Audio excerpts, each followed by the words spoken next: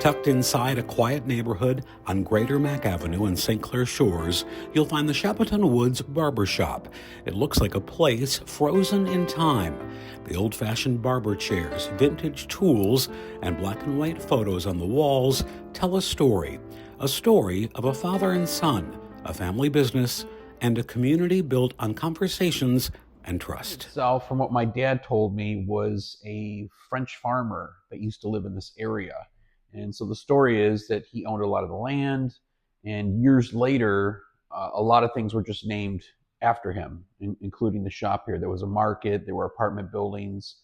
Most of the things in this area don't include the name anymore because there's been a lot of things that have changed over the years, but this building is actually one of the few that still stands, that still has the name. Eric DeLuca is now the owner of this beloved shop, but its legacy began with his father, Tony.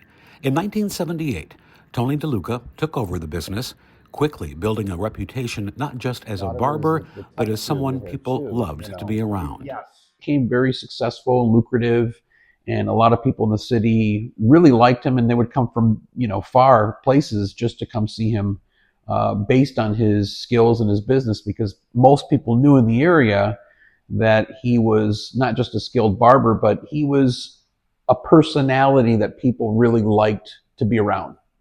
It truly was a family business. For a brief time, Eric's mother also worked alongside his father, handling appointments, sweeping up hair, and making sure every customer felt at home. My mom actually worked for a little while with him.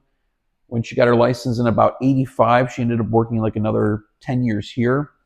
So he always had somebody here with him, and then every once in a while, in an instant, he would work, solo. I think he liked working solo most of the time, but he had so much business that a lot of people wouldn't have to wait as long, you could say. As a young boy, Eric spent countless hours in the shop watching his father, never realizing he was learning a trade that would soon later become his own career. And as a kid, I used to walk here from school, and I would sweep the floors and clean the place up, organize the magazines, and my dad would give me money to go to the corner party store to get candy. That was something I just did on a daily basis. And it was fun because I had a place to go after school, but I actually got a chance to watch him. But thinking back then, I wasn't really thinking about this type of work or getting in this type of work. I was just around it. And I think I was around it so much that after high school, it just sort of became the option. Like, I'm going to get into this business. I talked with him about it. He didn't put any pressure on the idea of, son, you've got to, do the same thing as me. He just said, do whatever you're comfortable with. Eric's path led him to beauty college, where he learned more than just cutting hair, expanding his skills into coloring and styling, thinking that versatility would keep him in business for a long time. So at the time, I went to Virginia Fair, which was actually a beauty college, because there's only a few barber colleges at the time. My intention or my thought was, if I go to beauty college, I can do more than just cut hair. So I knew how to do coloring and all that kind of stuff. So I could work in a salon or a barber shop, but I knew that having more than one thing or ability to do would be in my favor, at least.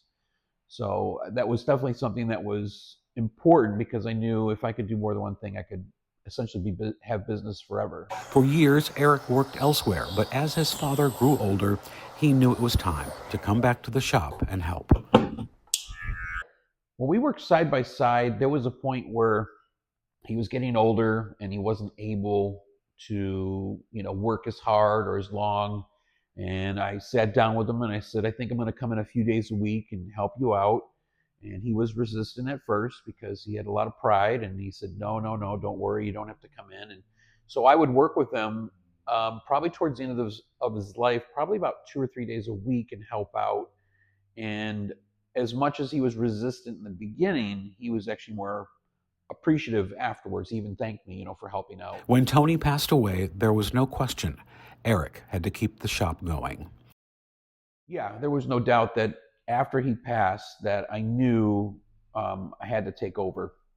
Now, I was already working somewhere else, but despite working somewhere else, I had to sort of, work my hours so that I could go back and forth between here and there.